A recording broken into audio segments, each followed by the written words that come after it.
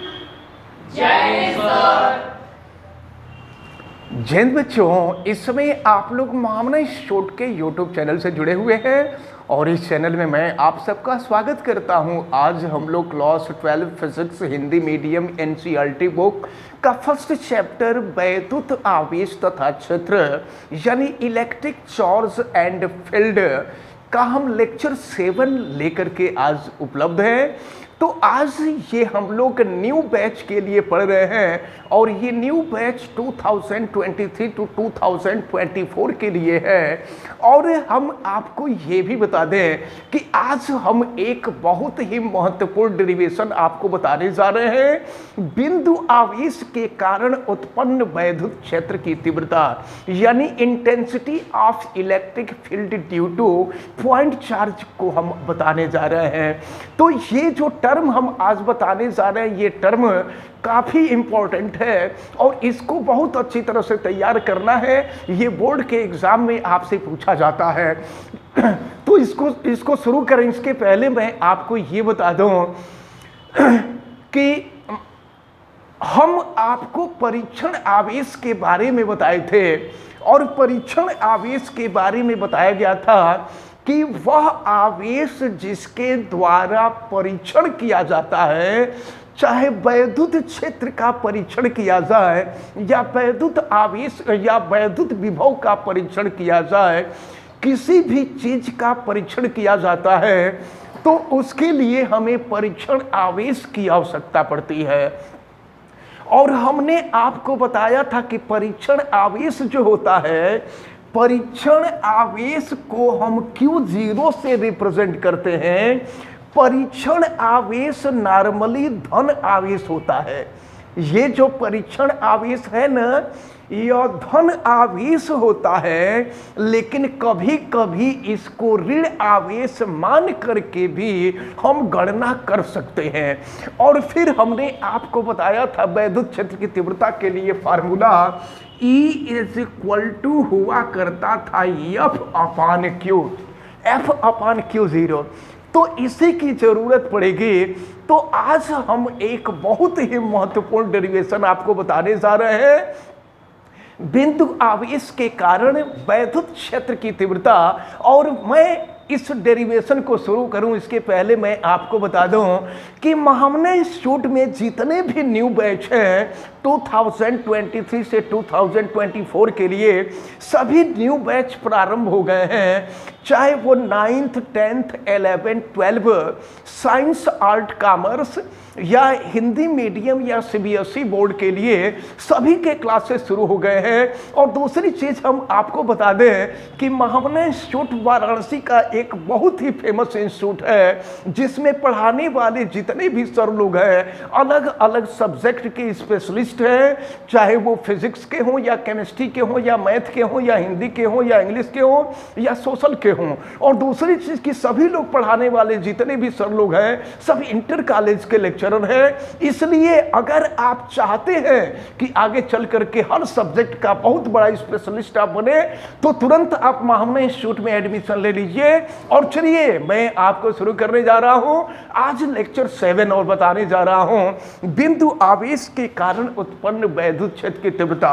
चलिए देखिए, हमने माना कि यहां कोई बिंदु O है और इस बिंदु O पर Q कूलाम का कोई धन आवेश है। ध्यान दीजिएगा, माना प्लस Q कूलाम का आवेश बिंदु O जो किसी ऐसे माध्यम में स्थित है जिस माध्यम का परावैद्युतांक के है। परावैद्युतांक की चर्चा हम पहले कर चुके हैं, इसको अच्छी तरह से आप समझिए। मैं फिर से बता दे रहा हूं कि माना बिंदु O पर प्लस Q कूलाम का कोई आवेश रखा गया है और ऐसे माध्यम में रखा गया है जिस माध्यम का परावैद्युतांक K है। तो जब आवेश है तो जहां आवेश होता है वहां वैद्युत क्षेत्र जरूर उत्पन्न होता है। इस आवेश से स्मॉल r दूरी पर स्थित कोई बिंदु P है जहां हमें वैद्युत क्षेत्र की तीव्रता ज्ञात करनी है। ध्यान दीजिए आप। तो अब एक बात समझ लीजिए, जहां आवेश होता है वहां वैद्युत क्षेत्र होता है। तो जब आवेश के कारण वैद्युत क्षेत्र उत्पन्न होगा तो इस वैद्युत क्षेत्र का प्रभाव बिंदु E पर भी होगा। तो अब जरा बिंदु P पर भी होगा। तो अगर किसी बिंदु पर हमें वैद्युत क्षेत्र की तीव्रता ज्ञात करनी होगी तो वहां पर हमें परीक्षण आवेश ला करके रखना पड़ेगा। तो इसके लिए चूंकि बिंदु P पर हमें वैद्युत क्षेत्र की तीव्रता ज्ञात करनी है, इसलिए हम यहां पर परीक्षण आवेश Q0 को ला करके रख देंगे। अब जरा ध्यान पूर्वक देखें। तो परीक्षण आवेश को नॉर्मली धन आवेश माना जाता है, और चलिए फिलहाल अभी हम धन आवेश मान करके ही चल रहे हैं। तो अब आप देख रहे हैं कि एक आवेश यहां है और यहां दूसरा परीक्षण आवेश रख दिया गया है। तो जब दो आवेश होंगे तो दोनों आवेशों के बीच में, चूंकि दोनों धन आवेश हैं, तो दोनों आवेशों के बीच में प्रतिकर्षण बल लगने लगेगा, और दोनों आवेशों के बीच में प्रतिकर्षण बल लगेगा। और अगर वो प्रतिकर्षण बल F है तो हमने आपको बताया था कि आवेशों के बीच लगने वाला जो बल होता है वो वैद्युत बल होता है, और वैद्युत बल की गणना हम हमेशा कूलाम के नियम से करते हैं। वैद्युत बल की जो गणना होती है वो हमेशा कूलाम के नियम से करते हैं, और कूलाम के नियम में हम लोगों ने देखा था F is equal to 1/4 pi epsilon naught के Q1 Q2 अपान R का स्क्वायर। वैद्युत, ये जो वैद्युत बल था, वैद्युत बल के लिए हम लोगों ने देखा था। तो अब हम जो है इसी फार्मूले का प्रयोग करके यहाँ वैद्युत बल की गणना करेंगे कि वैद्युत बल कितना उत्पन्न हो रहा है। तो F is equal to 1/4 pi epsilon naught के। आपको मालूम है एप्सिलॉन नॉट क्या है? निर्वात की वैद्युतशीलता है, और के क्या है? माध्यम का परावैद्युतांक है। जवाब दिया करिए। अब चलें जरा ध्यान पूर्वक देखें। Q1 के जगह पर ये Q हो जाएगा, ये हो गया Q, और Q2 के जगह पर दूसरा आवेश हो जाएगा। दूसरा आवेश क्या है? Q0। और Q0, इसको Q0 Q नॉट मत कहा दिया करिए, हर जगह जीरो को नॉट मत कहिए। अब इनके बीच की जो दूरी है वो R है, तो ये हो जाएगा R का स्क्वायर। इसको हम इक्वेशन नंबर 1 मान लिए। अब जरा ध्यान पूर्वक देखें। आपको मालूम है कि E इज इक्वल टू होता है F अपॉन Q0। तो देखा जाए E is equal to F upon Q0 होता है। तो यहाँ पर F की वैल्यू तो हमको निकल गई है यहाँ। अब हम इस F का मान इसी फार्मूले में, या E इज इक्वल टू हम F अपॉन Q0 रख रहे हैं। यहाँ पर आपने देखा था ना वैद्युत क्षेत्र की तीव्रता का फार्मूला। वैद्युत क्षेत्र की तीव्रता का formula E is equal to F upon Q0 होता है, जहाँ F जो है इन दोनों आवेशों के बीच लगने वाला बल है। तो दोनों आवेशों के बीच लगने वाला जो वैद्युत बल था, इस वैद्युत बल की गणना तो हम समीकरण नंबर 1 में कर चुके हैं। अब यहाँ F का मान रख देते हैं, रख करके देखते हैं वैल्यू क्या मिलती है। तो E is equal to F की वैल्यू हम रख रहे हैं, ये है 1/4 पाई एप्सिलॉन नॉट के, और ये हो गया Q0 अपॉन R स्क्वायर। और बटा में क्या है? ये तो F की वैल्यू रखी गई है ना, बटा में है Q0। तो देखिए यहाँ बटा में कर दिए हम Q0, ये F की वैल्यू है, और ये हो गया Q0। तो फिर क्या करेंगे? Q0 से Q0 कैंसिल हो जाएगा, और ये हो जाएगा E is equal to 1/4 pi epsilon not.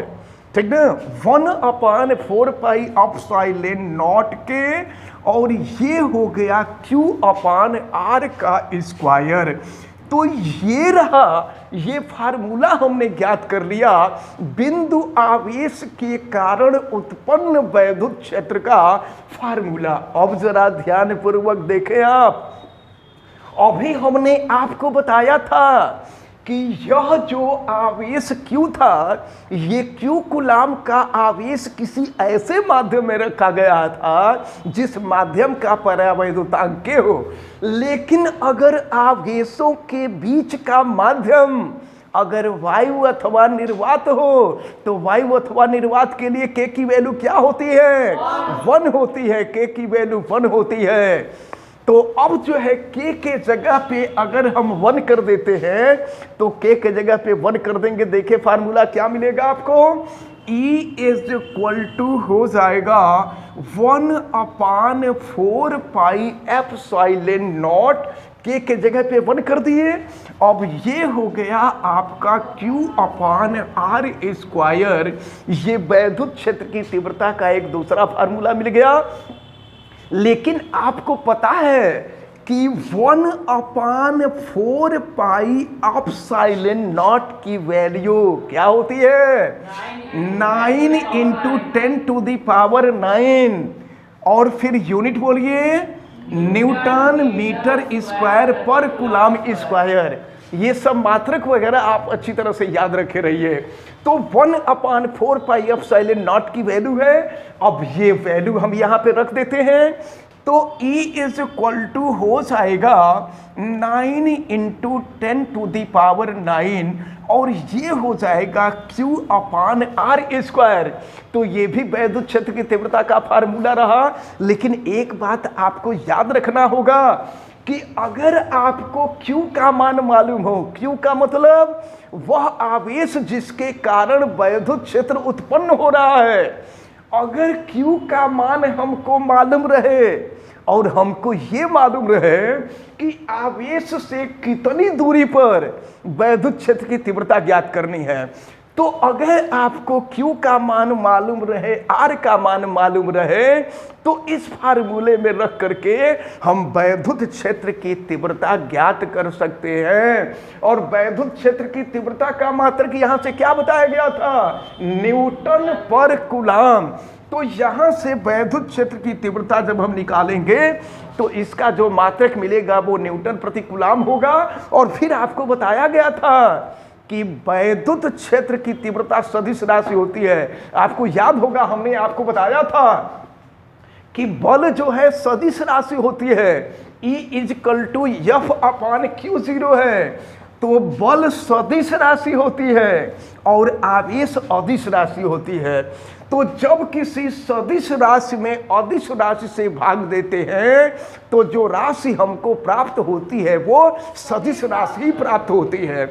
इसलिए चूंकि F जो है सदिश राशि है, इसलिए वैद्युत क्षेत्र की तीव्रता जो होती है वो सदिश राशि ही होगी।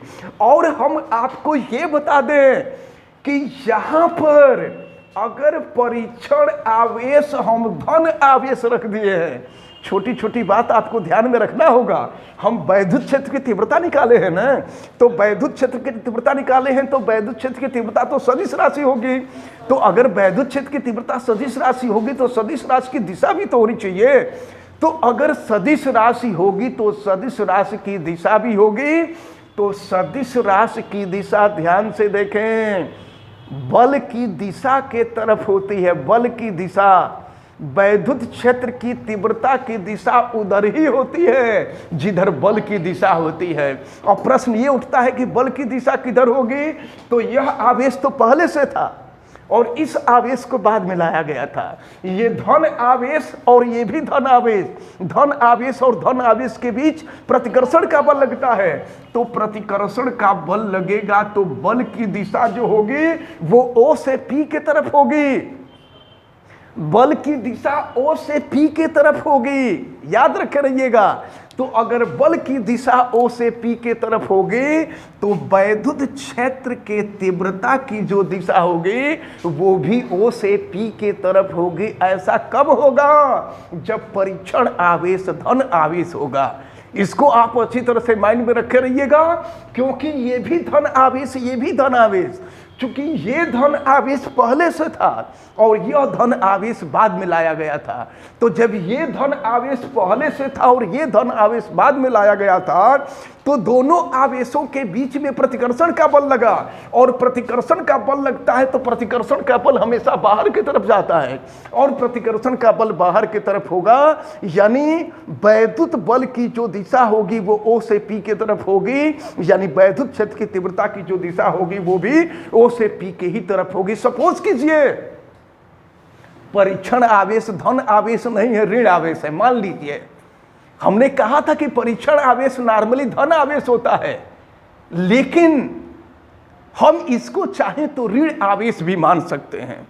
तो अगर परीक्षण आवेश ऋण आवेश हो जाए, अगर ये ऋण आवेश हो जाएगा तो धन आवेश और ऋण आवेश के बीच आकर्षण का बल लगता है, और अगर धन आवेश तथा ऋण आवेश के बीच आकर्षण का बल लगता है तो आकर्षण का बल लगेगा, दोनों एक दूसरे को आकर्षित करेंगे। तो दोनों एक दूसरे को आकर्षित करेंगे तो आकर्षण बल की दिशा जो होगी वो P से O के तरफ होगी। याद रखे रहिएगा, P से O के तरफ होगे। तो ये जो टेक्निकल बात है वो ये है, इसको आपको अच्छी तरह से याद रखना होगा कि अगर परीक्षण आवेश धन आवेश होगा तो वैद्युत क्षेत्र की तीव्रता की दिशा किधर से किधर की तरफ होगी? O से P की तरफ होगी। देख रहे हैं आप सब लोग वीडियो देखने वाले ना, हमारे बच्चे सबसे अच्छे। तो आप लोग भी अगर अच्छे बनना चाहते हैं तो तुरंत हमने इंस्टीट्यूट में एडमिशन ले लीजिए। अब चले आप जरा ध्यानपूर्वक देखें, और फिर हमने आपको बताया था कि अगर परीक्षण आवेश ऋण आवेश हो तो वैद्युत क्षेत्र की तीव्रता की दिशा किधर से किधर की तरफ होगी? P से O की तरफ होगी। इसको ध्यान में रखे रहिएगा। अब जरा आप ये देख लीजिए, सपोज कीजिए कि जहां पर एक आवेश था और एक आवेश के कारण उत्पन्न वैद्युत क्षेत्र की तीव्रता आपने ज्ञात किया है। सपोज कीजिए माध्यम में ढेर सारे आवेश रखे गए हैं, ढेर सारे आवेश Q1 Q2 Q3 Q4, और हम मान लेते हैं कि ये सभी धन आवेश हैं। Q1 Q2 Q3 Q4, हम पूरे माध्यम में ढेर सारे आवेश रखे गए हैं। तो जब आवेश Q1 होगा तो आवेश Q1 के कारण उत्पन्न वैद्युत क्षेत्र की जो तीव्रता होगी वो E1 होगी। आवेश Q2 के कारण उत्पन्न वैद्युत क्षेत्र की तीव्रता E2 होगी। क्योंकि वैद्युत क्षेत्र की तीव्रता जो होती है ये सदिश राशि होती है, इसलिए इसके ऊपर तीर को दिखाना ज्यादा उचित होगा। और याद रखे रहिएगा, कई बार आपसे पूछा जाता है वैद्युत क्षेत्र की दिशा बताइए, तो वैद्युत क्षेत्र की दिशा जैसा कि अभी हमने बताया, इसको आप अच्छी तरह से ध्यान में रखे रहिएगा। अब जरा ध्यानपूर्वक देखें, ये सभी धन आवेश हैं और सभी धन आवेश है। धन आवेश के कारण वैद्युत क्षेत्र की तीव्रता उत्पन्न हुई है। तो पहला आवेश Q1 के कारण उत्पन्न वैद्युत क्षेत्र की तीव्रता, वैद्युत क्षेत्र की तीव्रता वेक्टर E1 है। और फिर इसके बाद देखें Q2 के कारण उत्पन्न वैद्युत क्षेत्र की तीव्रता जो है वेक्टर E2 है, और Q3 के कारण वैद्युत क्षेत्र की तीव्रता वेक्टर E3 है। इसी तरह से ढेर सारे आवेश हैं और ढेर सारे आवेशों के द्वारा उत्पन्न होने वाले ढेर सारे वैद्युत क्षेत्र की तीव्रताएं हैं। तो अगर इस स्थिति में अगर संपूर्ण वैद्युत क्षेत्र की तीव्रता ज्ञात करनी हो तो संपूर्ण वैद्युत क्षेत्र की तीव्रता अगर ज्ञात करना होगा तो संपूर्ण वैद्युत क्षेत्र की तीव्रताओं को हम जोड़ लेंगे। ये हो जाएगा vector E1 plus vector E2 plus vector E3 plus and so on हो जाएगा, ऐसे ही हो जाएगा। तो हमको संपूर्ण वैद्युत क्षेत्र की तीव्रता ज्ञात हो जाएगी। तो ये जो डेरिवेशन हमने बताया ये छोटा सा डेरिवेशन था और बहुत इंपॉर्टेंट डेरिवेशन था। अब इसके बाद हम लोगों को पढ़ना है वैद्युत द्विध्रुव के बारे में, फिर वैद्युत द्विध्रुव आघूर्ण के बारे में पढ़ना है, और फिर हम लोग देखेंगे कि क्या अणु या परमाणु, क्या अणु भी वैद्युत द्विध्रुव आघूर्ण की तरह कार्य करता है, वैद्युत द्विध्रुव की तरह कार्य करता है? और किसी तत्व का परमाणु वैद्युत द्विध्रुव की तरह कार्य क्यों नहीं करता? इन सबका हम लोग अध्ययन करेंगे और फिर देखेंगे कि वैद्युत द्विध्रुव आघूर्ण क्या होता है और वैद्युत द्विध्रुव आघूर्ण सदिश है कि अदिश है। अगर वैद्युत द्विध्रुव आघूर्ण सदिश राशि है तो उसकी दिशा किधर की तरफ होगी? इन सबका अध्ययन हम लोगों को करना है। लेकिन इन सब का अध्ययन आप सभी लोग तभी कर पाएंगे जब महामना इंस्टीट्यूट में आकर के एडमिशन लेंगे। इसलिए अतिशीघ्र आप जितने भी लोग वीडियो देख रहे हैं, महामना इंस्टीट्यूट के सभी बैच प्रारंभ हो गए हैं। 9th 10th 11th 12 UP board, CBSE board और Hindi medium, English medium, science, art, commerce. और सबसे बड़ी बात यह है कि सभी सब्जेक्ट यहाँ पढ़ाए जाते हैं। Physics, chemistry, math, biology, Hindi, English, social, सभी सब्जेक्ट पढ़ाए जाते हैं। और सबको पढ़ाने वाले यहाँ जो सर हैं, ये वाराणसी के सब नामी लेक्चरर लोग हैं जो यहाँ क्लास लेते हैं। इसलिए अगर आप बहुत अच्छा इंटेलिजेंट स्टूडेंट बनना चाहते हैं तो तत्काल महामना इंस्टीट्यूट में एडमिशन ले लीजिए। और जितने लोग वीडियो देख रहे हैं, इस वीडियो को लाइक जरूर कर दीजिए। और अगर आप चैनल पे नए हैं तो चैनल को सब्सक्राइब भी कर लीजिए, बेल आइकन को प्रेस कर ले ताकि प्रतिदिन पढ़ने वाले वीडियो की सूचना भी आपको मिले। और अगर किसी प्रकार की कोई दिक्कत समझ में आती है तो आप हमें कमेंट करके जरूर बतावें। आप सभी लोगों का बहुत बहुत धन्यवाद। जय Hind. Thank you sir. Your most welcome.